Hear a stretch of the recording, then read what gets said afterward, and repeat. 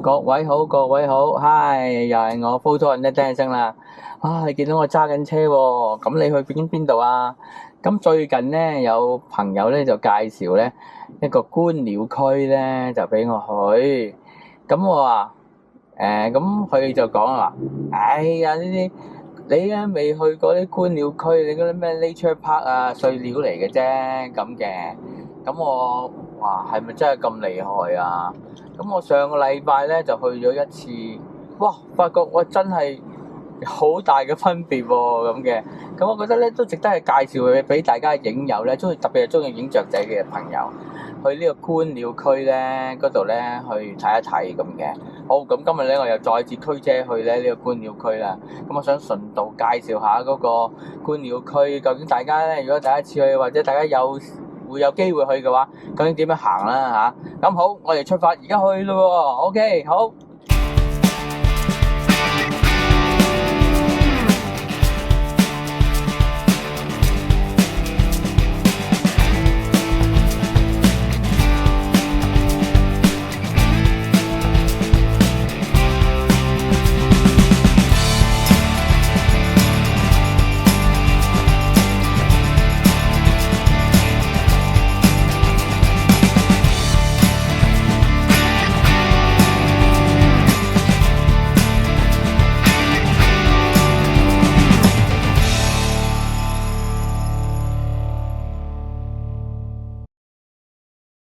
好啦，我而家終於開估我究竟去邊度呢？而家其實我開車咧就去緊 Delta 市裏邊嘅一個鳥類嘅保護區，佢個名咧就叫做 George C. Whitfield Mandatory Bird Sanctuary。由溫哥華市中心去呢個地方呢，大約都唔需要1個鐘頭嘅時間就已經到噶啦。咁而家你見到畫面上面呢，我就過緊條單線嘅行車嘅天橋，喺地圖上面紅色箭嘴就係嗰個位置噶啦。呢個天橋呢，係只可以俾同一時間俾一個方向嘅車去行駛嘅，所以如果你見到條橋上面呢係有車嘅呢，咁你係需要等一陣嘅。今日我哋去呢個鳥類保護區呢，就位於 Delta 市嘅西面，佢亦都係喺 Fraser River 河口嘅一個位置。根據官方嘅數據呢，呢個鳥類保護區嘅面積呢，總共有65平方嘅公里。去呢個鳥類保護區呢，你係事先呢要喺網上面登記，因為呢度嘅車位有限。所以你要網上登記，然後咧付一個好平嘅費用咧，就可以入去觀光噶啦。而家你畫面上面見到嘅就係遊客區中心，你嚟到嘅時候就要去裏邊中心嘅職員咧去做報到嘅。遊客區中心裏邊咧，亦都有唔少嘅紀念品。除咗紀念品之外咧，你亦都可以購買一啲嘅著宿，因為咧呢個鳥類保護區有啲地方咧係可以餵飼嘅。呢個鳥類保護區同埋呢個中心嘅開放時間呢，一般都係朝頭早嘅9點鐘開到下晝嘅4點鐘嘅。我呢幾次去觀光呢個鳥類保護區，俾我經驗呢都話俾我聽，時間都其實可能會好緊。如果你係可以嘅話呢，你不妨呢係喺出發去觀光之前呢，去呢個嘅中心裏邊呢去選購你啲紀念品啊，同埋購買著宿啦。喺呢個遊客中心一打開門呢，就見到兩隻我哋好熟悉嘅朋友啦。佢哋就係沙丘鶴，佢哋係鶴嘅一種，佢嘅頭部呢係一片紅色嘅，所以呢，佢哋係十分之易認噶。呢幾隻沙丘鶴呢，其實呢都經常長住呢係喺呢個遊客區嘅外邊嘅，所以每次嚟呢，我都見到佢哋嘅。既然你都唔怕人啦，咁啊，不如我放低個背囊啊，同你手機啊影張相先啦。好啦，你準備好未啊？擺個靚 pose 俾我影一張相先。真係企定定俾我影相喎。相信呢，每一個遊客呢嚟到呢度呢，都一定會見到佢哋呢幾隻嘅沙丘鶴嘅，所以下次嚟嘅時候啊，不妨同佢哋合照啊。喺遊客區中心隔離呢，有一個叫 Warming Hub 嘅地方。咁如果你好似我一樣都係呢攝影發燒友呢，你不妨呢喺呢間房仔裏邊呢去準備好你啲攝影器材啊，先一次過出發啊，都未遲啊！光明盒呢個地方呢，名副其實係取暖嘅地方啊！呢裏邊呢都家私都齊備，足夠呢你同你啲朋友呢一齊喺度開個會先，討論下究竟陣間點樣影，然後先出發都未遲。所以呢度呢都係一個幾好嘅聚腳嘅地方，或者等候嘅地方嚟㗎。你記得我剛才講過嗎？呢個鳥類保護區呢係有位置嘅範圍嘅。而家你見到呢係第一個呢係近入口嘅一個位置嘅區域。咁你可以喺呢度呢隨便咁餵飼一啲嘅雀鳥嘅。咦？可能你會問：點解餵飼地方點解冇雀嘅？其實話俾你聽呢，只要你攞啲雀粟出嚟呢，喺5秒之內呢，你就會見到好多隻雀呢就圍住你噶啦。信唔信呢？你下次試下你就知噶啦。話明係影雀鳥啊，咁我今日配備嘅器材啊，都一定係長鏡頭啦。咁今日呢，分別帶咗2款嘅鏡頭嘅，一款呢就係100至400mm 較輕身嘅一啲嘅 Tele 鏡頭，同埋另外一支呢150至600mm 較重身嘅超遠攝鏡頭嘅。呢條影片呢，我就會根據呢個地圖呢，去簡單咁介紹一下呢個鳥類保護區值得去嘅一啲嘅地方。呢個鳥類保護區呢，雖然係可以餵飼，但係有一啲地方呢，好似係北邊嘅 Tower 同埋 West 低呢，喺西邊嘅位置呢，都係唔可以餵飼嘅。呢個大家必須要注意嘅。喺呢個鳥類保護區沿途呢，你都會見到一啲嘅湖泊。裏邊咧都會見到好多嘅雀鳥，而湖泊側邊咧亦都有介紹呢啲雀鳥嘅圖片咧，即係話附近咧有呢幾類嘅雀鳥係存在嘅。但你必須要注意，所有嘅雀鳥都有季節性嘅，所以你唔可以一次過都會見到佢哋嘅，因為唔同嘅季節你就會見到唔同嘅雀仔。好啦，嚟到一個分叉路口啦，呢度呢條路咧就去 Main Trail 嘅。咁呢，如果第一次嚟觀光嘅人士呢，都應該行呢一條路。但因為我都已經嚟過幾次㗎啦，咁所以呢，今次呢，我由 East 低呢度東面呢條通道呢去行嘅。呢度呢就係 East 低啦，佢呢同 Central 低呢係好似，都係一條直路嘅。你睇下呢位先生手裏邊揸住長鏡頭，相信佢都係攝影師嚟㗎啦。根據呢個地圖呢，喺 East 低裏邊呢係有5個嘅 viewing point。我哋由 East 低一直向北行，就會嚟到我哋第一個嘅 Bird Spine。呢啲 Bird Spine 呢係最好觀賞雀鳥嘅地點。喺地圖上呢都有清晰嘅顯示，其實總共喺呢個鳥類保護區都有4-5個呢啲咁嘅 Bird Spine。所謂 Bird Spine 即係話雀仔睇你唔到。即係一啲觀鳥嘅一啲嘅小屋，入到小屋裏邊，你就會見到一個個可以開去外邊嘅窿，其實你就可以擺你啲鏡頭啊、望遠鏡啊去觀鳥噶啦。如果你係第一次嚟呢個鳥類保護區呢，我建議呢，你都係由 Main Trail 呢度開始行起。咁呢，因為 Main Trail 呢兩旁呢都有好多小湖。佢裏邊咧都有好多唔同嘅雀鳥喺度棲息嘅，你亦都有機會好似我有一次好好彩咁見到大南鷺去影低佢。雖然遠就遠啲，但係我見到佢美麗嘅一啲嘅飛翔嘅姿勢，實在咧真係值回票價。除咗 Main Trail 之外咧，其實仲有一個叫做 Viewing Platform 嘅地方，就係地圖中心黑點嘅一個地方。佢係一個大型嘅觀鳥嘅平台，喺呢度呢，你會見到好多種唔同類型嘅雀鳥，你都係值得一去㗎。喺嗰日呢，我啱啱又碰到一啲嘅遊客，佢呢就望住南邊嘅一棵樹，望住樹上面。咁我問佢係咩啊？哦，原來呢就係見到一啲嘅白頭鷹。當然啦，我就唔會錯過呢個機會，幫佢影返張靚相先。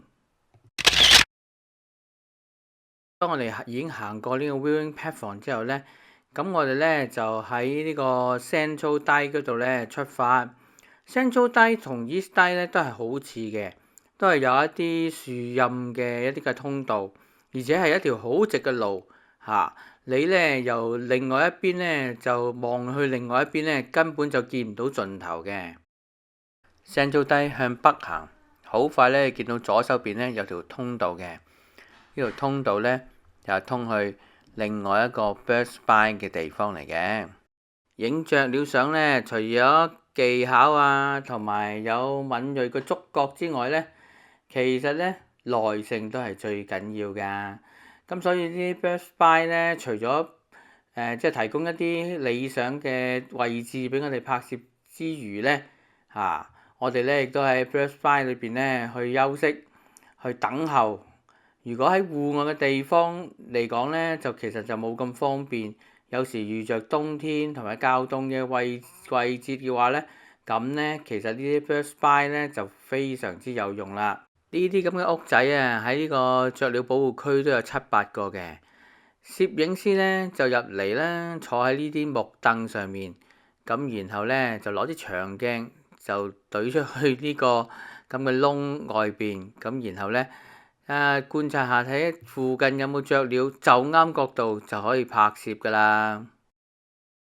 由 Central Dive 向北行，一直咁樣走到盡頭，你留意下你嘅左手邊，你就發覺呢度呢就有個高塔嘅。呢個高塔呢係全個雀鳥保護區最高嘅建築物，你可以喺上面呢鳥瞰所有呢個雀鳥保護區嘅所有嘅環境嘅。事不宜遲啦，就上呢個高塔嗰度睇一睇啦。喺呢度呢，要提一提大家，高塔範圍內呢都係唔可以餵飼嘅，所以大家唔好攞啲雀粟呢喺上面餵雀啊。仲有就係呢個高塔呢本身係最高嘅建築物，所以呢喺個平原嚟講呢，呢度係最大風嘅。所以如果你要上高塔嘅話呢，又或者嚟到呢咁空曠嘅地方呢，我都會建議呢大家帶多件風褸啊。如果遇着唔好嘅天氣，特別係行雷，千祈唔好嚟呢個咁嘅高塔，因為呢避免發生咗無謂嘅意外啦。好，終於上到嚟呢個高塔最高嘅一層啦。咁你睇下，真係呢俯瞰所有呢個雀鳥保護區嘅所有環境。由高塔落嚟呢，你會見到一條打橫嘅路，呢條呢就係 Loft Dive 啦。Loft Dive 呢同其他路一樣，都有一啲 viewing point 嘅，而 Loft Dive 嘅 viewing point 呢都係向北嘅，係向住北邊嘅濕地。喺呢度呢，你都可以取景去影一啲雀鳥相。以下落嚟係我今次喺雀鳥保護區所拍攝嘅照片，請大家慢慢細心去欣賞啊！今次呢，我呢位朋友真係有好介紹啦。呢個雀鳥嘅保護區呢，真係令我大開眼界。今次所見到嘅雀鳥嘅品種雖然唔叫多，但係呢，佢哋呢都係源於大自然嘅。野生嘅雀鳥呢，真係比動物園餵飼嘅雀鳥呢，真係生氣勃勃好多啊！所以呢，我今次去影雀呢，都跨住去揾唔同嘅地方。我自己晏晝飯都冇食啊！因為呢，我想發掘多啲品種嘅雀鳥同我哋影相嘅。根據我一啲嘅朋友嘅一啲嘅意見，佢話雀鳥出沒嘅時間呢，多數都係清晨，又或者係黃昏呢段時間。如果烈日當空嘅時間呢，多數呢雀鳥都會匿喺樹嗰度嘅，所以要揾到佢哋影相呢都唔容易噶。如果你有留意佢網站嘅資訊呢，佢話俾你聽，秋天同埋冬天出現嘅鳥類嘅數量呢，係遠比夏天為多。原因就係好多雀鳥呢，其實都會揀秋冬季呢喺呢個保護區嗰度休息嘅。好似貓頭鷹咁呢類雀鳥呢，佢就會冬天呢就較頻繁喺度出現啦。講起貓頭鷹呢，有個小故事分享。話說呢，有一次我同影友去傾談嘅時候，我知道呢，佢有影貓頭鷹，其實自己都好有興趣嘅。我就問佢啦，喂，點解你唔將貓頭鷹拍攝嘅地點資訊啊擺上網啊？咁佢就即刻話俾我聽，Dennis 千祈唔好咁做啊！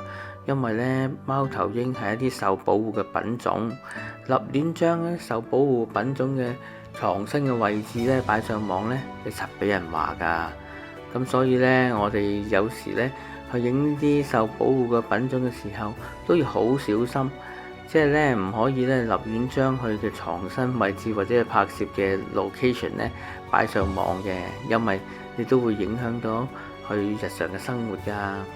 頭先片頭我都有介紹過，我今次係帶咗兩支嘅 Tele 嘅鏡頭，一支呢就係較輕身嘅100至400，另外一支呢係較遠嘅又重身啲嘅150至600mm 嘅鏡頭。我嘅基本部署呢就係一啲飛得較快細嘅雀呢，我就會用100至400mm 嗰支輕身嘅鏡頭，因為佢嘅機動性都較為靈活。而一啲比較飛得慢，例如鶴啊嗰啲雀鳥呢，我就會用重身啲、長啲焦距嘅鏡頭去影一啲嘅特寫。我感覺就係拍攝雀鳥呢同拍攝運動呢係有少少嘅分別嘅，因為拍攝各類型嘅運動呢，其實你都唔多唔少呢都會估到運動員行走嘅路線。基本上咧，你都會喺預計嘅路線上面去部署，然後加以去拍攝嘅。但係雀鳥咧就同運動員唔同啦，你基本上都估唔到佢飛嘅方向嘅。因為咁樣嘅緣故，所以我拍攝嘅策略咧，通常我都會對住隻雀。如果佢係停下路喺個樹幹度準備嘅飛翔嘅時候，我嘅鏡頭咧就向住佢對焦。喺等佢一飛嘅一剎那呢，我就會再連環快拍嘅。咁一般而家嚟緊即係推出嘅一啲嘅新型嘅相機，通常都有動物眼睛追蹤嘅模式。咁如果你個相機係有呢個設定嘅，不妨去校呢個眼睛追蹤模式啦。等佢一飛嘅一剎那呢，然後呢可以呢去拍攝佢飛翔嘅姿勢喎。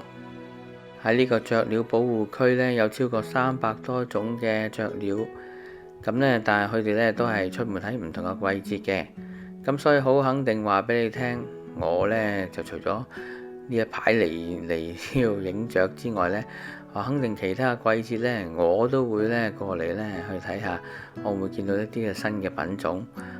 呢個雀鳥區呢嘅面積都叫做相當之大，咁如果你拍攝嘅時候，我自己感覺呢，就如果可以約埋3-5知己一齊呢，就會比較安全。因為3人行啊，必有我師焉。一班影友一齊出去影相，大家互相嘅交流，互相嘅提點，有時呢係會有意想不到嘅驚喜㗎。仲有一樣嘢呢，我想溫馨提示大家嘅，就係喺鳥類保護區嘅小徑嗰度呢。基本上有啲欄杆咧圍住你呢，就建議你哋唔好係喺欄杆外邊去拍攝嘅，因為其實呢，本身嚟講呢，鳥類保護區好多地方都係濕地，個地下都係唔實淨嘅。咁呢，如果我都明白有走出去外邊呢，可能角度會好少少，但有時我都覺得安全都係一個考慮嘅因素嚟嘅。你試下可以喺小徑裏邊去攞唔同嘅角度影相啊！可能都會好啲㗎。最後呢，我做個總結，我覺得拍雀鳥照片呢，最重要都唔係咩攝影技巧啊，同埋咩器材，而係你有冇耐性呢去捕捉去漂亮飛翔嘅一剎那。當你捕捉到呢一剎那，你嘅等待絕對係值得㗎。又係一次愉快嘅經歷啦。雖然今日呢就行咗多啲，但係能夠見到唔同嘅雀鳥，亦都係影到佢哋，都叫做值回票價。如果你對於我頭先所介紹嘅呢個地方感興趣嘅話呢，不妨去呢個網站攞更多嘅資訊。我建議你嚟呢個地方之前呢，去睇一睇呢個網站，特別係每種雀鳥出現嘅月份啦，你哋都係好需要知道，同埋需要注意留意嘅地方嘅。喜歡拍攝雀鳥嘅朋友，你仲等乜嘢啊？快啲去上網去 book 個時間啦！沙友學等緊同你見面啦！咁好啦，頭先咧我又行咗一圈啦嚇，咁影咗唔少相，我相信咧中意影雀仔嘅你咧應該咧係好值得咧嚟呢個地方去睇一睇嘅嚇，咁樣嘅。咁我頭先亦都介紹究竟大家應該點樣行，同埋帶啲咩器材嚟影相啦咁嘅嚇。好啦，咁我呢條片嘅介紹到呢度，咁如果你喜歡科多人呢個頻道，請你免費嘅訂閱。咁如果你喜歡或者中意我呢條片嘅，麻煩你分享同埋 share 俾喜歡影雀鳥嘅朋友或者喜歡影相嘅朋友啊。好，咁我哋下一條片再見㗎啦，拜拜。